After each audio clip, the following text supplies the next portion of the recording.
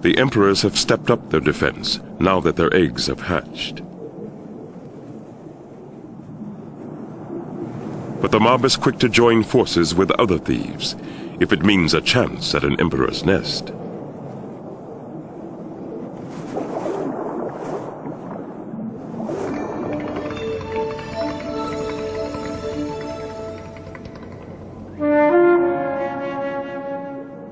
The giant cichlid will dig out a hole, using that versatile mouth as both shovel and bucket.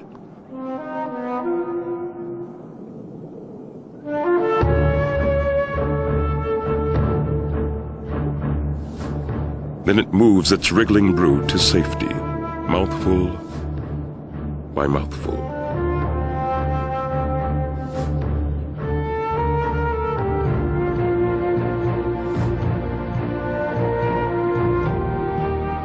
Taking their young into their mouths was a small evolutionary step.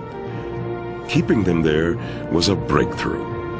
It combined the cichlid's best asset, that adaptable mouth, with their greatest talent, caring for their young. The results have been amazing. As both nest and nursery, Mom's mouth proved to be the safest place in the lake. For as long as a month, mothers will shelter their young this way, protecting them during the most vulnerable times of their lives. Mouth brooding has been so successful that over 1,000 species of cichlids everywhere now raise their young this way. A pair spawns, the colorful male and plain female stimulating each other towards this consummate act.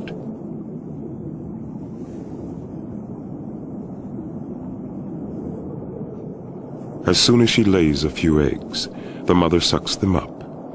So eager is she to get them into the safety of her mouth, she leaves little time for the male to fertilize them.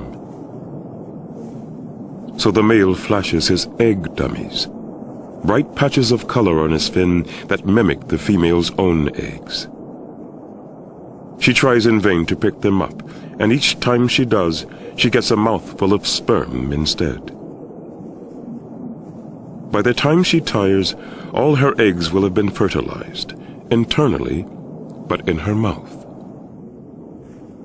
Mouth brooding is an elegant solution to the cichlid obsession for safeguarding their young. But in the evolutionary arms race, there are always those who try to turn the best laid plans of others to their own benefit. These catfish have evolved into parasites of mouth brooders.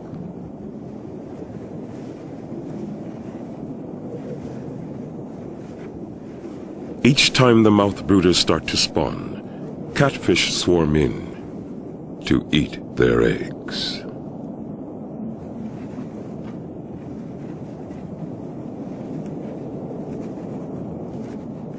Mouth brooder eggs are the perfect food, extra large and yolky.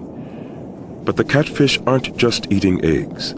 They're also dropping their own. They're exploiting the female cichlid's eagerness to pick up eggs, for she gathers up the catfish eggs along with her own. Unknowingly, she is committing herself to a horrible sort of surrogate motherhood.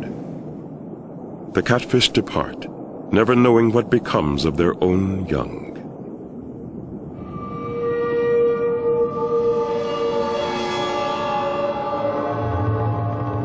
Inside her mouth, the catfish hatch first.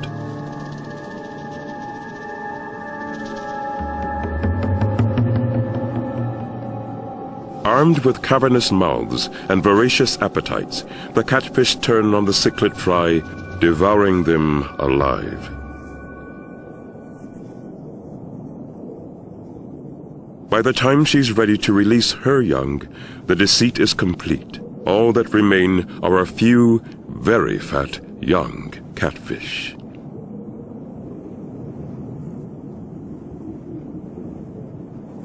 For the catfish, the cichlid is the only mother they will ever know. The female mouth brooder also fails to recognize the switch. She treats the little catfish tenderly, as if they were her own, oblivious to the fact that they ate each and every one of her own offspring.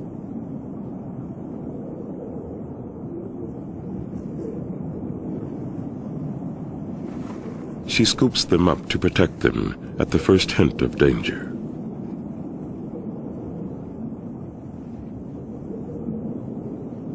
As much as she might like to, she cannot mother them for long. While feasting in the dark, the young catfish not only grew plump, they grew spines. The spines lock fast, designed to jam in a predator's mouth and protect the slow-swimming catfish.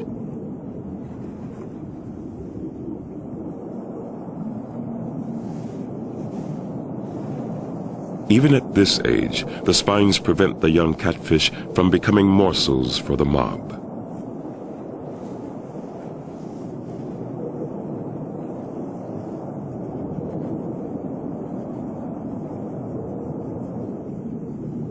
Evolution is like three-dimensional chess with all the pieces moving at once. Just as the catfish came up with an ideal fostering scheme, some cichlids developed ways to counter it. Here, a male builds a sandcastle on top of a rock. Within its walls, he is out of sight of any catfish below. Once he finishes the final touches to his mating arena, he dances to entice a female into it.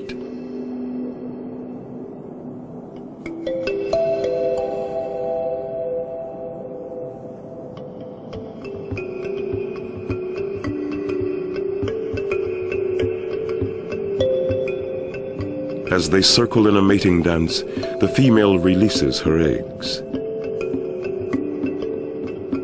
The male swirls his sperm down into the bowl-like depression as the female picks the eggs up. By mouth brooding, cichlids give their eggs and tiny fry a head start in life.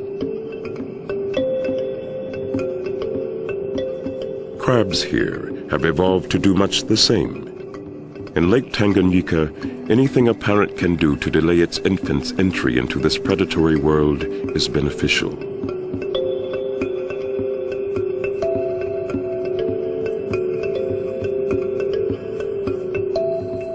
When their eggs hatch, female crabs normally set their larvae adrift to take their chances. But here, there are so many hungry mouths ready to devour them that this crab holds on to her larvae instead. They bypass the free-swimming stage altogether, turning straight into tiny crabs, tucked snugly within the safety of her shell. Though she is willing to protect her young with her life, she cannot guarantee their safety when her own is at risk. A clawless otter is on the prowl. The otter cannot see very well, especially amid clouds of sediment. It hunts mainly by feel anyway, exploring with dexterous hands.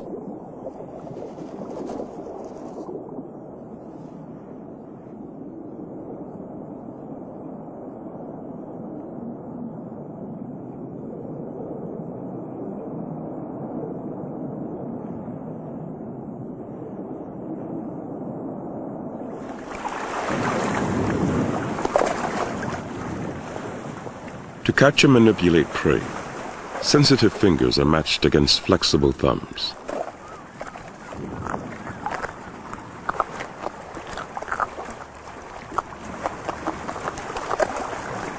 Compared to spot-necked otters, a clawless otter is less at home in the lake.